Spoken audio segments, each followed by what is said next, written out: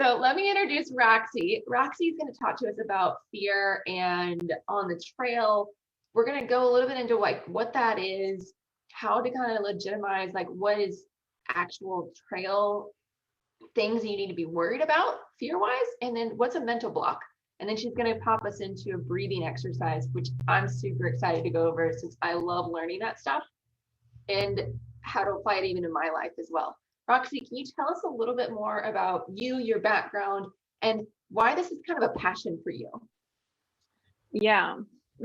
Well, a few years ago, well, this has been already 12 years actually, I had anorexia and I had depression. So I was in a really bad state in my life. And I had this huge nervous breakdown, and I went to a doctor because I was on and off the flu, always ill. So I went to the doctor, and all I wanted was for her to give me like a sick leave for me to stay at home for a week, and then everything is good. Now, this doctor, she was like, well, you know what? I'm going to give you a sick leave for 4 weeks, and you get your life in order, okay? You're going to start reading books, and you're going to stop blaming the external for everything. You're just going to look inside and look for you're going to take the responsibility for your life. And at first I was like, what the hell? Who the hell does she think she is? I'm just ill. I just have the flu, you know? And then I went home anyway, and I sulked for like a day. And then after that, I was like, okay, I'm going to buy books and read. And I started reading into this, and I started noticing that everything outside is just a reflection of our inside life. So all my reasons for my anger, for my depression, for my eating disorder were in myself, and I kept blaming the outside. But if I'm blaming the outside, then I can't take the responsibility. And if I don't have the responsibility, I don't have the ability to respond. And I started reading, and I really stayed in bed for 4 weeks. And I think I read about 80 books on psychology, on mental training, on eating disorders, on depression, on everything. And I got out of the depression within a year. I got out of anorexia within a year. I don't have anything anymore. I'm super, super, super grateful for having had that, because that's what enables me to understand all these problems when now I'm working with my clients on them. So then I started training. I went to university, became a mental trainer, became a psychological counselor, became skilled instructor and international instructor trainer, because now I really want to pass on these things. And it's such a passion for me, because I think we're all here to really work with our talents, to make a difference. And that's just what you do with your program, that you are making a difference for so many ladies. And anyone can do that in small and in big sense. And sometimes we don't even know, but if we follow our passion, we can really make a difference, and we can all make this world a better place in some aspect. And that's why I really want to live this meaningful life. So I thought I want to give this to other people. I want to share my knowledge, which is why I have the YouTube channel, the Patreon channel, and now also the online program where I share these skills. And it's skills. It's mental skills.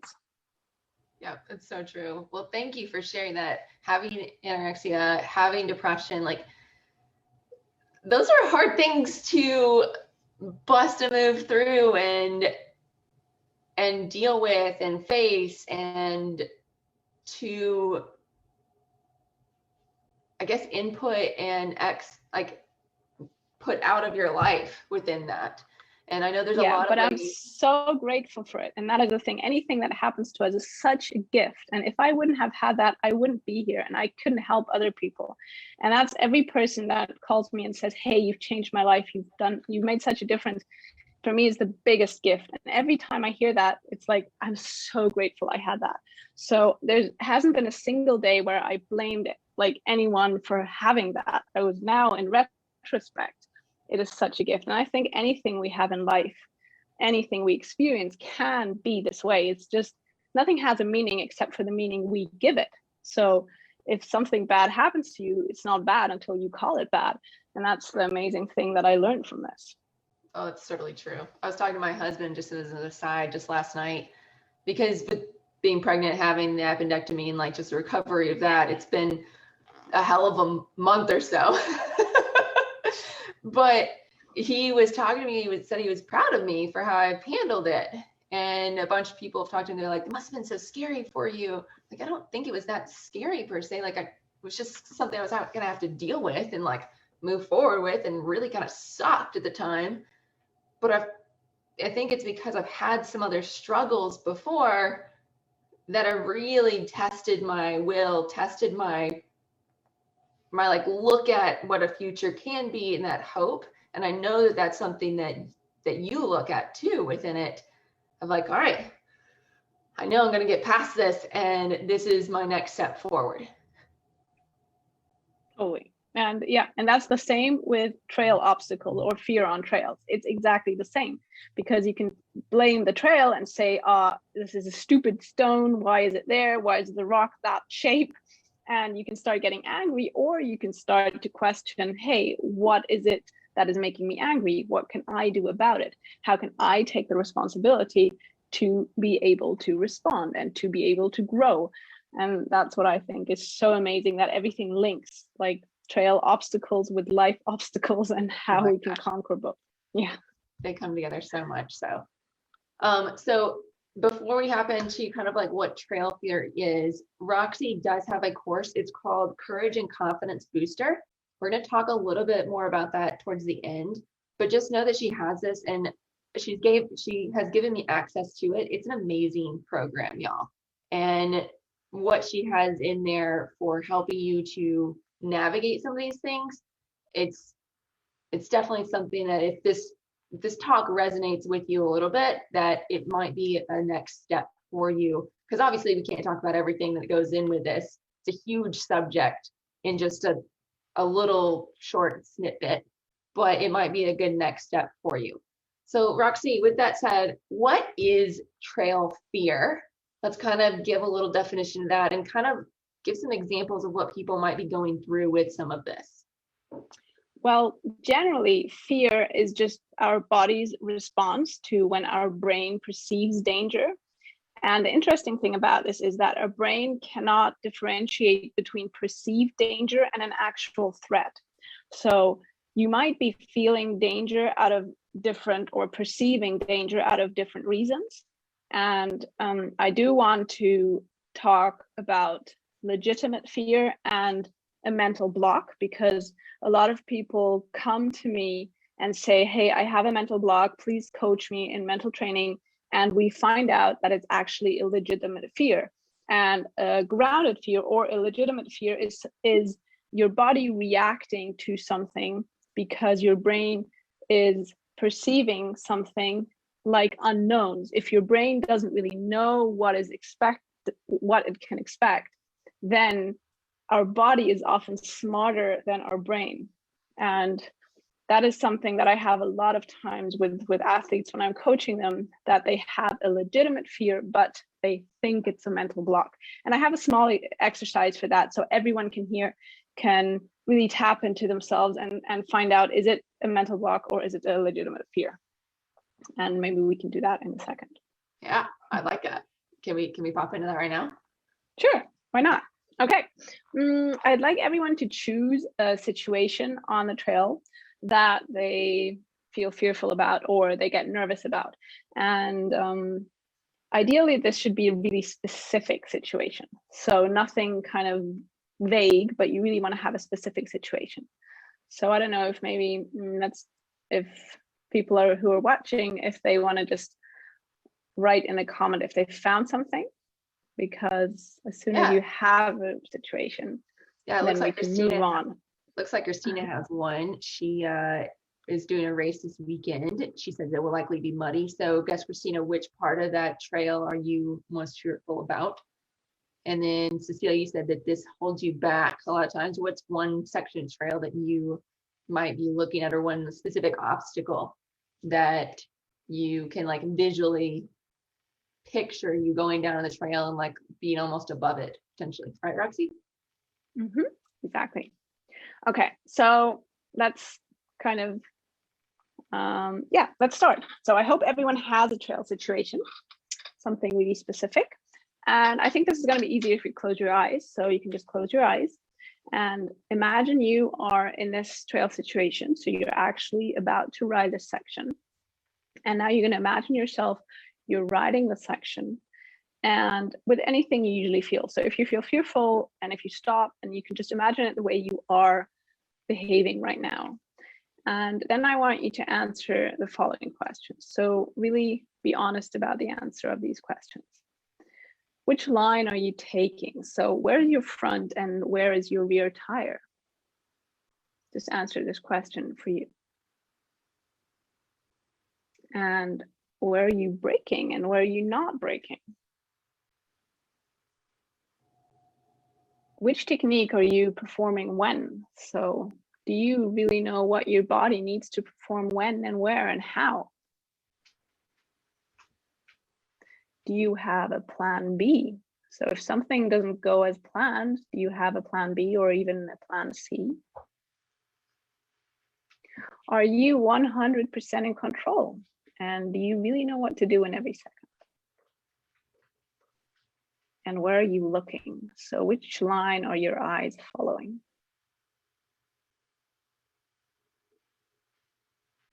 And now I really want you to be really, really, really honest. Did you exactly know what you needed to do, where to brake, where not to brake? Did you have a plan B? Are you totally positive and clear on all the answers? Was it always a really confident yes, or was it maybe like one or several of them were like, oh, I don't know, and maybe? Just post it in the comments. Either yes, I totally knew what to do. I was in control all the time. I knew which line I was taking. I had a plan B, yes, or no, or like, I don't know. So just post one of them. I love it. I talk about this, I think I've talked about it even within some of my talks about fear in here, like breaking down what you need to be doing and what smaller things you can do to build yourself up for like goals and other things like that. I love mental practice and like mental imagery, like visualization. It's so cool because if you really get into it, you can picture yourself going through it. There's also one time, so I'm a pretty like logical, very literal person. I was like watching myself like third person wise versus first person wise on the bike, in the kayak, whatever. And just it's an interesting thing. I'm just curious, did you guys see yourself as a third person or a first person too? Just as a side question. Sarah says she didn't know. Christina says she was no plan B. Jody said lots of maybe for their answers as they were going through that. Yeah, that's interesting. Okay, so if you have lots of maybes, or if you don't, I don't know, or if it's just one of them, like no plan B, then that is a typical example of a legitimate fear. So your brain is giving you legitimate fear because your brain has one main function. Of course, it has lots of functions, but one main function is to keep you safe. And in order to keep you safe, your brain has this amazing computer which sees all the options and it tends to over dramatize. And this is because back in the days when we're still living in caves and out hunting and collecting berries, then if we heard a rustling in the bush, then we better jump 100 times and it's just a squirrel than missing a tiger once. And that's why our brain is always, if it hears a rustling in the bush, it's like, okay, it could be a tiger. And even if it's a squirrel 100 times, it's still gonna, next time, it's still gonna warn you. That's how our brain works. So if you have a lot of maybes or no plan B, then your brain is trying to protect you, and that's good. So the goal is never to become fearless, because fear is one of the healthiest emotions you can have. It's a sign that you are important to yourself, because otherwise you'd be like, oh, whatever, just crash and I'll just be in hospital for a week. It doesn't matter.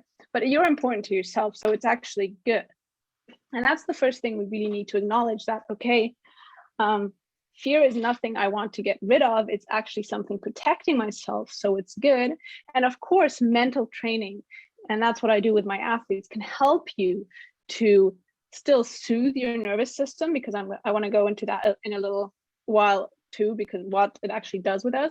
But you always have to know that you don't want to be completely fearless. You just want to turn fear into respect. And that is something that is healthy. But if it's really stopping you, and if you freeze, or if you can't perform the way you would like to, then it's something that you can work on in a mental training, like, for example, with my course. That's awesome. Um, so I think it's important that we just go back and touch base that how important fear is, and that is to keep us safe and healthy. Just the whole if you're not crashing, you're not trying type gig. Yeah. Um, and making sure that everybody knows that it's not necessarily the case for that. Yes, crashes happen and mistakes happen, but it's not something that you're like pushing towards and doing. I think that's for a lot of people that crashing equals injuries, and we don't necessarily want injuries. And so that plays a huge role within it. Sarah asked, do you find that age plays a role into fear? Mm, well, age, not exactly, but of course, the type of experiences you've had. So, if you, for example, have had a trauma, or if you've been crashing a lot lately, then it's completely normal for your brain to sense fear stronger because it has the experience and wants to avoid this experience in future. But and also because, as I said, our brain tends to over dramatize. So a lot of people have been saying this, as soon as they have kids, a lot of things change because the brain, especially as women, we know we want to get back to our home, we want to get back to our kids, and so we tend to see lots of other options we never saw before, and our brain tends to over dramatize that as well. However, what I think has much more impact than age is a stressful lifestyle. And I want to go into that because fear is actually nothing. Well, fear is our nervous system, our sympathetic nervous system kicking in. So we have a sympathetic nervous system and a parasympathetic nervous system. The sympathetic governs our flight, freeze, and fight response. So the three F's, FFF response, and the parasympathetic nervous system is our rest and the digest response, to put it really easily. And every time we have a stressful situation, or we're fearful, or if we're angry, or if we're nervous, that's our sympathetic nervous system kicking in. And every time we actually relax and we train our rest and digest system, we have the parasympathetic nervous system kicking in. Now, the problem with this is that we strengthen the part we train most. And just like with strength training, so if you're doing a business program, which is amazing, it won't work unless you actually do the exercises. And that's exactly the same. You can watch your exercises as many times as you like. I've tried and it doesn't work. So you have to do them. And that's exactly the same with our nervous system. You have to train it. And that's what mental training is, that you either train your sympathetic nervous system, which you do a lot of times when you're getting stressed out, when you feel angry, when you feel that you have too many things to do. That's when your sympathetic nervous system kicks in. So you don't usually have to train that, but you have to train your parasympathetic nervous system, which is the rest and digest system, to have a balance in life, because everything in life is about balance.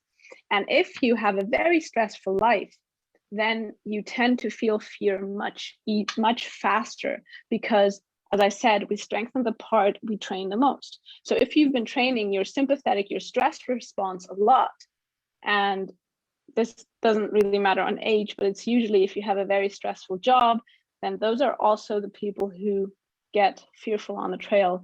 And a lot of athletes I work with, when they don't have the balance, when they don't do their parasympathetic exercises, which, for example, I have in my program, then they start to feel nervous at the beginning of the race, or in the race, or they can't sleep, or they get ill, because every time your sympathetic nervous system is activated, your digestion shuts down, your immune system shuts down. And those are the things a lot of people don't know. So you're always looking for balance in that nervous system. That's so true. I think that it comes into play even for strength training too, and for just how your body functions as a whole. There's some people, so I do dry needling in my PT clinic, and there's some people that they have come in, they have neck or other jaw issues, things of that sort, and I will literally needle them to get them to lay down the table and be still for 15 minutes. Yeah. It doesn't matter probably where I stick the needles in them. It's literally, I'm just making them stop. Yeah. They'll get up and they'll be like, wow, I feel so relaxed and refreshed. Like, those needles were amazing. I was like, yeah, those needles were amazing. AKA you just slowed down for a second. And then we have that conversation of what just happened actually, of getting that parasympathetic system to like bolster up again, and what all is happening and that's driving that sympathetic system, that chain. Like, let's bring that down a sec. Exactly. And that's why I always say mental hygiene is so important. It's just like personal hygiene. And we don't acknowledge that. And a lot of people don't even know it. And that's why I really want to send this out to the world, to really create awareness for it, that we need to train our parasympathetic nervous system. And there are lots of different types of mental training. And that's why in my course, I have a lot of practical follow along lessons, because they're not complicated. It's not hard. It's just a matter of doing them. So just like in the strength training, you have to do stuff to have growth. Yeah, it's not things that need to be so complicated and these fancy things. It's that almost the base things need to be done more. And it's someone telling you to actually do the base things. And it's the same when writing. It doesn't have to be complicated to get really confident in wet roots. You need the fundamentals, and your body is usually smarter than your brain. If your fundamentals are not perfect, it will give you fear in the trail. And we tend to think we have to look for the missing puzzle piece, but it's not that. It's just really the simple things, but doing lots of it. Oh, for sure. Oh my gosh, so for sure. Anything else you want to add, Roxy, before we bump into that actual breathing exercise? Do you want to talk about mental blocks and other legitimate fears? Yes, I wanted to generally sum up that there are 3 possibilities or 3 options how you can deal with fear on the trail. So solution 1 is, if you notice it's a legitimate fear, then actually training the skills to allow your brain to see that it's okay, it's a legitimate fear, but now I have a plan B, now I am in control, so I don't need fear anymore. So that's option 1. Option 2 is training the parasympathetic nervous system, what we just said. And one of the possibilities here is breathing, because breath is your bridge to your nervous system. You can't think yourself into being calm, but you can breathe yourself into being calm. And that's why I wanted to do, it's a mixture of 2 exercises, but it's mostly breathing. And that's why that would be option 2, is your parasympathetic nervous system. And option 3 is if you've actually had a trauma or a crash, then that's really working with a mental coach or a psychological counselor on kind of resolving that, because that can be like a block in your body, literally. And that is something you would need to resolve. And then just doing the exercises might not help enough. So those are the 3 options that you can do to work with fear. And mostly it's a combination of all 3 or just 2 of them. And that can really, it can make such a change, such a difference. That's awesome. Just side note, Roxy does do one-on-one counseling too. Mm-hmm. So just online and live. Yeah. No, exactly. Putting that information out there for y'all. RB says, since I'm a visual person, I need to see the trail first, then assess the skills I need to execute, or I just walk. It also helps to see what the expert rider in front of me is doing and what line they're taking, and if I can emulate it. Any comment on that, Roxy? Yes. Interestingly, most people are visual people. So we used to, a few years ago, you used to have different types of learning. Like you say, you're a visual or a odd, I don't know how you say that in English. Like if you're auditory. Auditory, that's it. And that has actually changed. Most people are about 80% visual. That's what research says. But it always helps, as you were saying, Abby, that when you see something, it gives your brain, or it takes the unknowns from your brain. As I said before, your brain always has these options and it tends to over dramatize. And if something is unknown, something is like a dark spot, then it will give you fear. But if you see someone else riding it, you have an option and you have less unknowns. So of course it can help.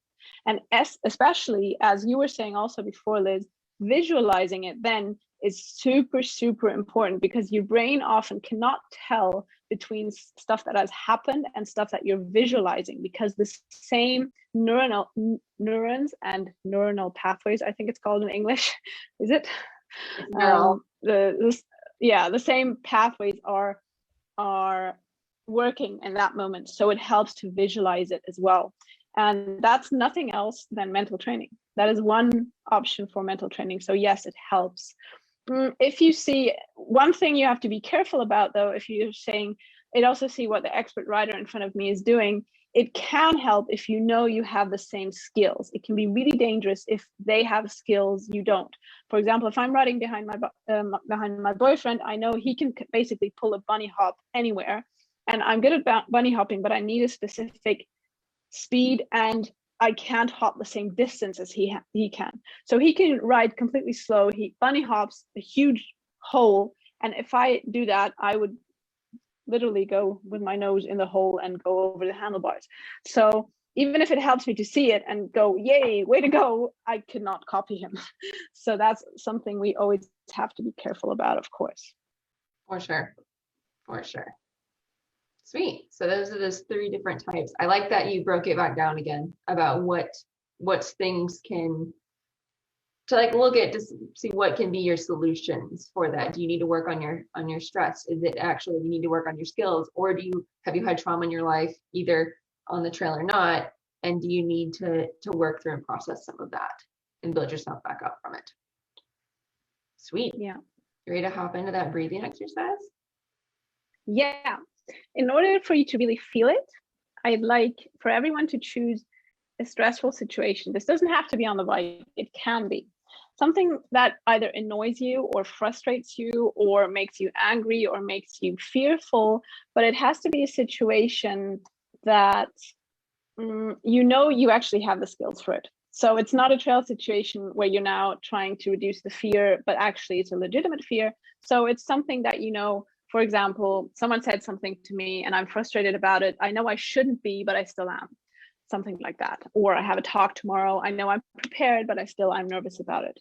Or like me today, I have this Facebook Live here. I know I'm prepared, but still I'm nervous. And then I can do this breathing exercise. Okay. So everyone hopefully has something. It can be a minor situation, but we want a specific situation. Okay. Now, I want all of you to imagine yourself in this situation like you are either freaking about it or being angry about it, and to rate the intensity of the feeling on a scale of 0 to 10, 0 being like no negative emotion at all, and 10 being the maximum emotional load you could imagine you could cope with. And write this number down. Either type it in the chat right now, or write it down on a piece of paper, or you can type it in and not press send if you don't want to share it. But I really want you to write down this number once you've given your emotional load a number. What was 0? What was 10 again? Sorry, I was thinking. 0 is no load at all. So think of an emotional reaction, and then 0 is no negative emotion at all, and 10 is like the maximum you could imagine you could handle. Okay. Okay, now you can close your eyes again. It's usually easier if you have your eyes closed. If you don't feel well with your eyes closed, you can leave them open. And put yourself into the situation. So imagine you're in a situation and you're either freaking out or reacting in the negative way that you are. And you can either see yourself in third person or first person, it doesn't matter, but really imagine you're reacting the way you don't want to react. And now I'd like you to breathe in through your nose to the count of 4 and out through your mouth to the count of 8. And we're going to do this together. So we're breathing in 1, 2, 3, 4, and out 8, 7, 6, 5, 4, 3, 2, 1. In through the nose, 2, 3, 4. Out through the mouth, 7, 6, 5, 4, 3, 2, 1. One more time, in through the nose, 2, 3, 4, and out through the mouth, 7, 6, 5, 4, 3, 2, and 1. Keep breathing this way And place your palms onto your eyes. So cup your eyes with the base of your hands on your cheekbones and your fingertips touching your hairline. And you keep breathing nice and calm, and leave your hands here cupping your eyes. If you're doing this at a table, you can put down your head on your elbows and cup your hands this way. Breathe nice and slow in through your mouth and out, in through your nose and out through your mouth.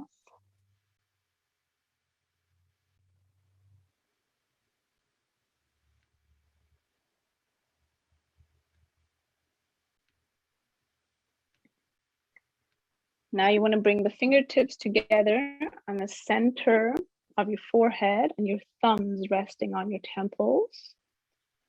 And pull the fingers apart to put them together, and then shake off your hands. And you repeat this 2 more times. So bring your fingertips together in the beginning, in the middle of your forehead, your thumbs on your temples. Pull apart and shake them off. And do this 2 more times at your own speed. Remember to breathe calmly all the time. If possible, breathe out through your mouth. Now you do this one last time, and then you bring your fingertips behind your ears.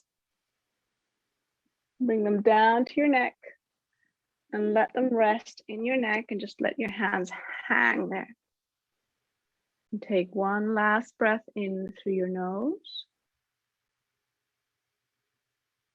Out through your mouth to the count of 8, 7, 6, 5, 4, 3, 2, 1. And let your hands just fall down. Okay, now I want you to hug yourself. Hug yourself really tight. And take 1 or 2 normal breaths. And when you're ready, you can open your eyes and come back. Now I want you to think of the same situation again. And write in the comment section below if you would still rate it at the same number, 0 to 10. So put yourself in the situation and write down the number, whether it has dropped or not, or whether it's still the same. So just write it down in the comment section below.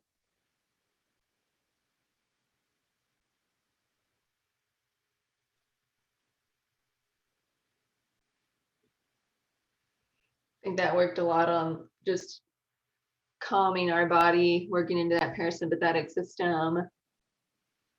I love how breathing it like hits our other type of it's our other brain down in our stomach.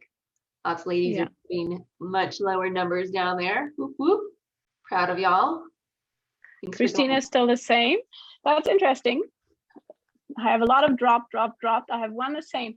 Christina, the situation you used, would you like to share whether it's a bike situation or whether it's something else? She said earlier that it was her race that was coming up this weekend that was going to be muddy and she was going to be dropping into the steeps. Exactly. Yeah, that's why I'm asking, because if it was that and she said she didn't have a plan B, then it might be related to that. Or if it's, and that's why I was saying this is, okay, more of a personal emotionally charged situation. Okay, there are some, that's why I'm asking. Usually it's either the same or it drops. In about 90% of the cases it drops, and we can see that here. Most people here it dropped. If the reason is the second one I said in the 3 solutions. So if it's the sympathetic nervous system overreacting, then it can help to calm down the parasympathetic nervous system. If it's number 1 or 3, so either it's a legitimate fear or a legitimate anger or whatever we're feeling, or if it's a trauma or something deeper behind it, then it will probably not change. So it would really for those situations, it would really help to work on a one-on-one coaching, or to work with the exercises I have in the program, and to really take your time to really look into it, because those situations are the situations we can grow from the most. Everything that is really bugging us can be the entry point to growth. For sure. For sure. They're probably the harder ones to manage and to work through and process. Yeah. Would you say that, or am I just putting words into your mouth? No, totally. Yeah. Awesome. Well, thank you so much, Roxy, for going through that breathing process with us. Christina said that makes sense to her. Tell us a little bit more about your course. It sounds like there's a lot of those like breathing type exercises and or just ways of managing your parasympathetic system. Give us a little bit more information about. Yeah, well, one big part in the beginning is actually to understand why you feel the way you feel. What I don't like giving in my courses general is just giving you the magic pill and giving you do this and it will be good. I like to explain it to you so that you understand why, and to understand how you can apply the knowledge you have to different situations. So that's what it starts with. And then we have different exercises, how you can soothe your nervous system and how you can create positive habits in your daily life. So they are really hands-on exercises. And basically the whole idea is that you can control your mind or it will control you. And I'm giving you hands-on tools to really control your mind, to understand what that means, to understand why emotions arise and how you can use the emotions to impact you in a positive way instead of a negative way. That's basically, in a nutshell, what it is. One important note is if you click on buy, it's a German pop-up that will come up because I'm hosting the site on my German site. But don't worry, the course is in English, everything is in English, and I'm always available. So just don't be scared by that. My German site is on the background, but everything is in English in the course, and it's really easy to use. If you do have questions, then I'm there. Perfect. I love it. If you'd like more information or the link to check out the course, let me know. I'll post it down below, or Roxy will reply to the comments too. Either one of us will be sending you the same link. And so we'll get to y'all as you want. Just say course or link. Either one of those works if you comment that, and we'll get that out to you. Also, if you're on my email list, I'm going to be sending this as a replay, and you're going to get the link in the email as well to give a little bit of just check it out if you want to. Yeah, I just posted the link anyway. Oh, hey, perfect. It's so cool. Tatiana just posted she loves my course. It has helped her so much. She struggles with imposter syndrome and high anxiety. That's so great to hear, Tatiana. So great to hear. I love it. I love it. Perfect. I have Roxy come in and do several different just videos and other things, aspects in the team. I'm probably going to have her do another more fear-based one even in the Ride Life team. But if you are struggling with this, I highly recommend her course as a more deep dive and giving you some practical examples of how to help yourself and how to apply it to different situations.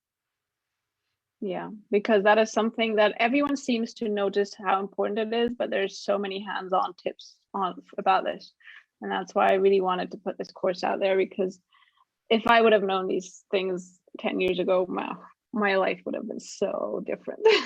Dude, I feel you, girl. It's like why I put together the team and like this program with it. It's like I've struggled with that. I'm not knowing how to move my body, how to strengthen it, same gig. Like there's so many things you can do, but putting it together into a program that you can follow and implement it's worth its weight in gold.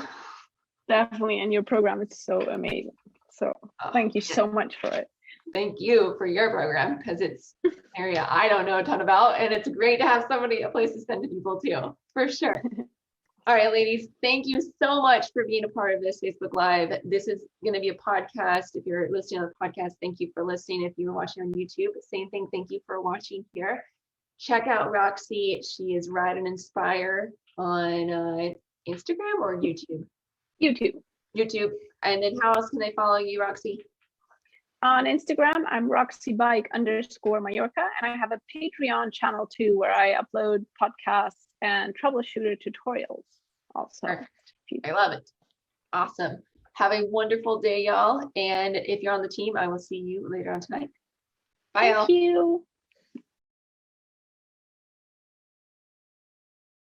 you.